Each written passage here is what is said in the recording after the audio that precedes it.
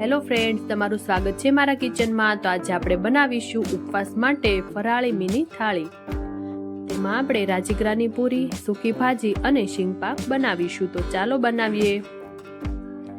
તો તેના માટે મેં અહીંયા 1 કપ જેટલો રાજગરાનો લોટ લીધેલો છે। તમે કોઈ પણ વેરાયટીનો રાજગરાનો લોટ લઈ શકો છો। હવે તેમાં થોડા લીલા ધાણા નાખીશું, અડધી ચમચી ધાણા જીરું નાખીશું, આખું જીરું નાખીશું, અડધી ચમચી હળદર નાખીશું, લાલ મરચું પણ નાખીશું, સ્વાદ પ્રમાણે મીઠું નાખીશું અને 1 ચમચી જેટલું તેલ નાખીશું અને બધું જ સારી રીતે મિક્સ કરીશું અને આપણે લોટ બાંધી લઈશું।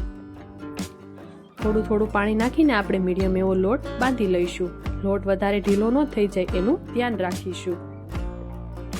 તો આ રીતે બધું મિક્સ થઈ જાય એ રીતે આપણે મીડિયમ એવો લોટ બાંધી લેવાનો। જો તમે આ રીતે ક્યારે રાજગરાની પૂરી ન બનાવી હોય તો આ રેસીપી જરૂરથી ટ્રાય કરજો।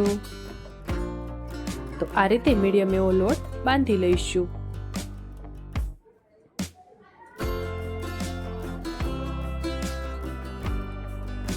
હવે તેમાં 1 ચમચી જેટલું ફરી તેલ નાખીને આપણે તેને બરાબર ફૂણવી લઈશું।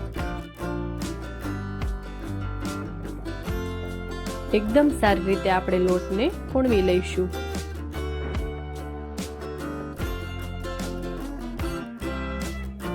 હવે તેના નાના નાના લુવા કરીને આપણે પૂરી બનાવી લઈશું। તો આ રીતે નાની નાની સાઈઝના લુવા બનાવી લેવાના।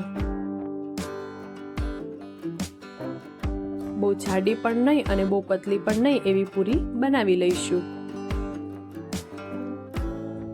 તો હું અહીંયા આ રીતે પાટલી ઉપર બનાવી રહી છું। તમે મશીનમાં પણ બનાવી શકો છો। હવે ઉપર થોડો રાજગરાનો લોટ છાંટીને આપણે પૂરી હળવા હાથે વણી લઈશું। આ રીતે જો તમારે વણીને બનાવવી હોય તો તમારે હળવા હાથે પૂરીને વણવાની અને બહુ જાડી પણ નહીં અને બહુ પતલી પણ નહીં એવી મીડિયમ એવી બનાવવાની। હવે શીંગ પાક બનાવવા માટે 1 કપ જેટલા શિંગદાણાને શેકી લઈશું।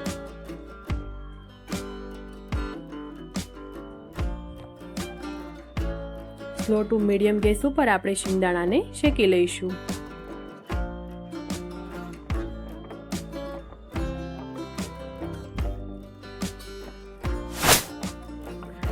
તો શિંગદાણા શેકાય છે ત્યાં સુધીમાં અમારા વિડીયોને લાઈક, શેર અને સબસ્ક્રાઇબ કરો અને આવા જ નવા વિડીયો માટે તમે બેલ આઇકન બટનને પ્રેસ કરો।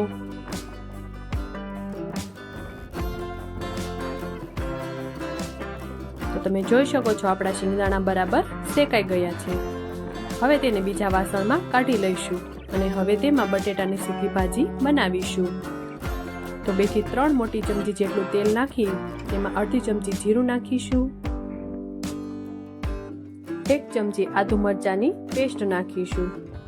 તમારા ઘરમાં તીખું જે રીતે ખવાતું હોય એ રીતે નાખવાનું। અડધી ચમચી હિંગ, અડધી ચમચી હળદર અને 1 મીડિયમ ટમેટું નાખવાનું અને થોડા મીઠા લીમડાના પાન પણ નાખીશું।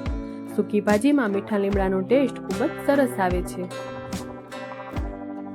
હવે બધું જ સારી રીતે મિક્સ કરીશું। હવે તેમાં સ્વાદ પ્રમાણે મીઠું નાખીશું,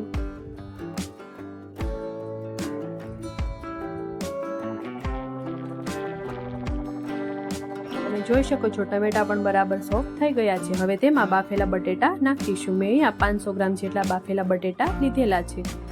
તમારે જે રીતે બનાવી હોય એ રીતે તમારે મસાલા નાખવાના। હવે બધું જ સારી રીતે બટેટા સાથે આપણે મિક્સ કરી લઈશું। એકદમ ઝટપટ બની જાય એવી સૂકી ભાજી આપણી તૈયાર છે। હવે તેમાં અડધી ચમચી જેટલો મરીનો પાવડર નાખીશું અને થોડા લીલા ધાણા નાખીને આપણે બરાબર મિક્સ કરીશું। સૂકી ભાજીમાં મરીનો ટેસ્ટ ખૂબ જ સરસ આવે છે। જો તમે આ રીતે ક્યારેય ન બનાવ્યું હોય તો તમે જરૂરથી ટ્રાય કરજો અને અડધી ચમચી ખાંડ નાખીશું।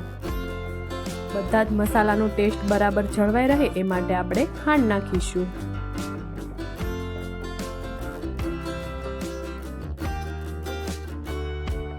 બધું જ સારી રીતે મિક્સ કરી લઈશું। હવે તેમાં અડધા લીંબુનો રસ નાખીશું એટલે આપણી ખાટી મીઠી ભાજી તૈયાર।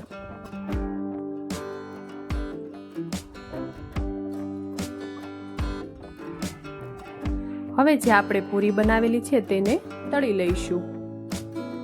તો સ્લો ટુ મીડિયમ ગેસ ઉપર આપણે પૂરી નાખીને તળી લઈશું.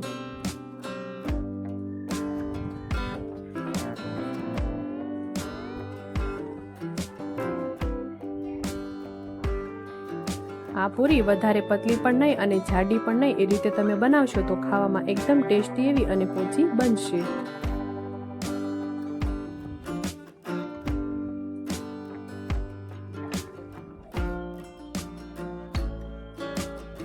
વચ્ચે વચ્ચે ફેરવતા જઈને સેજ આપણે બ્રાઉન કલર થાય ત્યાં સુધી તળી લેવાની.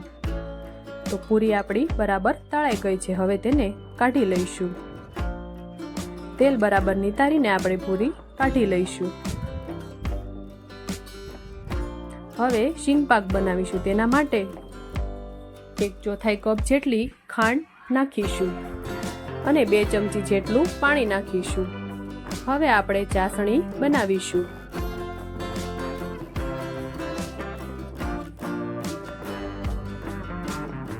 આપણે સ્લો ગેસ ઉપર આપણે તેને સતત હલાવીશું.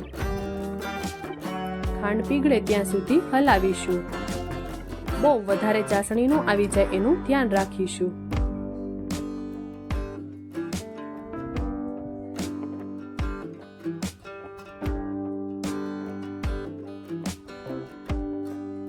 હવે તેમાં આપણે જે શિંગદાણા શેકેલા છે તેનો ભૂકો કરીને તે પણ નાખી દઈશું અને બરાબર મિક્સ કરીશું. આ સમયે ગેસની ફ્લેમ બંધ કરી દેવાની.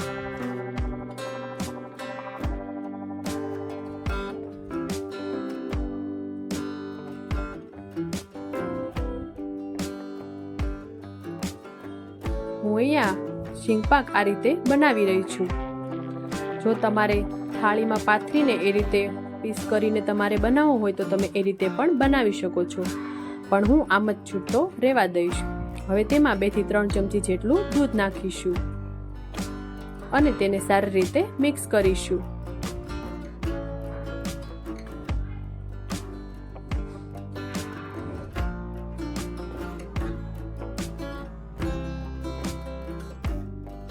તો આપણો શીંગપાક તૈયાર છે.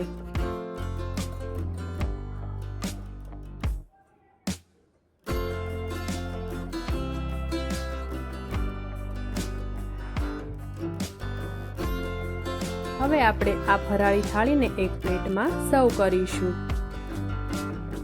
લીલા મરચા, સલાડ, વેફર અને આપણે જે બનાવેલી ભાજી, પૂરી અને શીંગપાક છે તે આપણે એક ડીશમાં સર્વ કરીશું. તો તૈયાર છે ઉપવાસ માટે ખાઈ શકાય તેવી ફરાળી મિની થાળી. 11 કે કોઈ પણ તમે ઉપવાસ કરો તો તમે આ ફરાળી થાળી એકવાર જરૂરથી ટ્રાય કરજો અને મને કમેન્ટ બોક્સમાં જરૂરથી જણાવજો કે તમને આ રેસીપી કેવી લાગી. વિડીયો પસંદ આવે તો વિડીયોને લાઈક, શેર અને સબસ્ક્રાઈબ કરજો. Thank you for watching.